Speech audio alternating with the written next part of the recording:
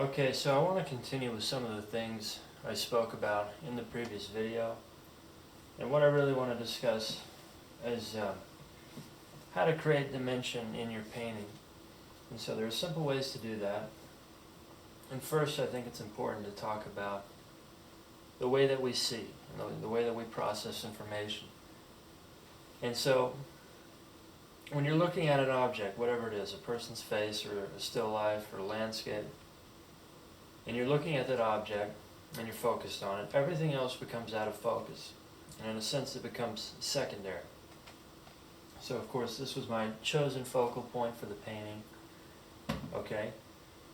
And so as well, when you're looking at that object, whatever it is, there's atmosphere between you and that object. And a good way to describe it is, so in a landscape, you're looking at the mountains from a distance. And so from a distance, they become much cooler and lighter. Okay? So there's more atmosphere between you and the mountains. And as you get closer, they become much darker, they become much more descriptive, much warmer. And so it's true for anything in life, in that whatever you're looking at, there's an atmosphere between you and that object. And of course, the further away you get from that object, it becomes less descriptive. Okay, it becomes cooler and lighter generally. And so the same is true for your, in any kind of painting. So like in a landscape, as I said, there's more atmosphere between you and those mountains. And so in a landscape, it's like your sky is really, of course, your atmosphere in your painting. But that sky exists in the entire landscape. And the same is true for a portrait or a still life, so that your background is really like your sky and your air in your painting, and that it exists throughout the entire painting. And so, how to make something come forward. So for something to come forward, and I have the feeling that it's more near to you, it has to be more than whatever's behind it. So like a horse and rider, for instance. So it has to have more, in a sense, and it can mean several things. It could be more color. A warmer color will have the effect that it's more near to you. It could be more descriptive. The more descriptive something is, the more information, the more near it will feel. Okay, and a darker value will come forward.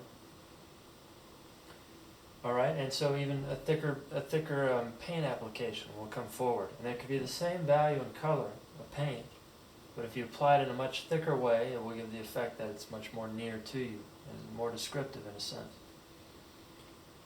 And so, of course, for the opposite is true for to make something recede. So for the background to really recede and go back and feel like a background, it has to be less than what's in front of it.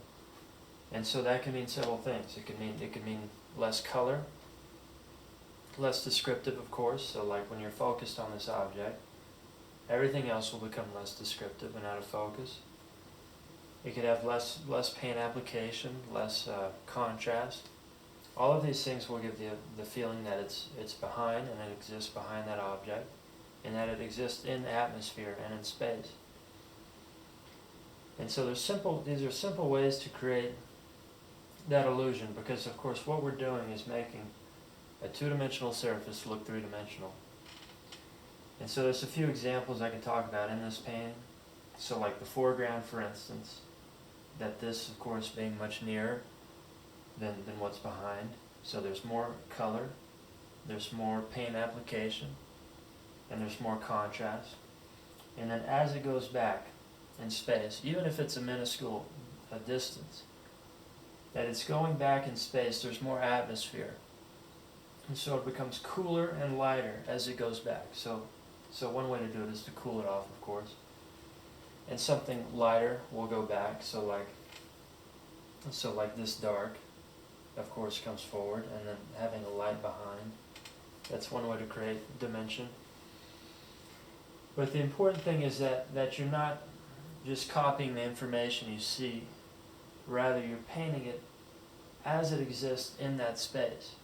So, it could have been anything back there. I could have copied whatever I saw, but to really make it feel like it's going back in space, this has to be less than what's ever in front. Okay, and another thing too I want to talk about is, so in a photograph, for instance, a photograph will capture everything in focus, and you can shoot it in different ways or whatever. But in a photograph, what you have is a mechanical rendering. It does not see in the same way that you and I see.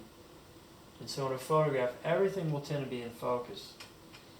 And if you had painted it that way, and it's what I see a lot of students doing, is that it's like everything in your painting will be in focus. And it's not at all the way that we see in life. You know, it's an observable thing. And that there has to be, for there to really be a feeling of dimension and air in your painting, and that something is alive, you have to paint it as though it exists in that space. So that these hind legs, like these are in front, and these exist behind. And that the background, of course, it has to be less than whatever's in front. And so I hope this has been helpful to you guys.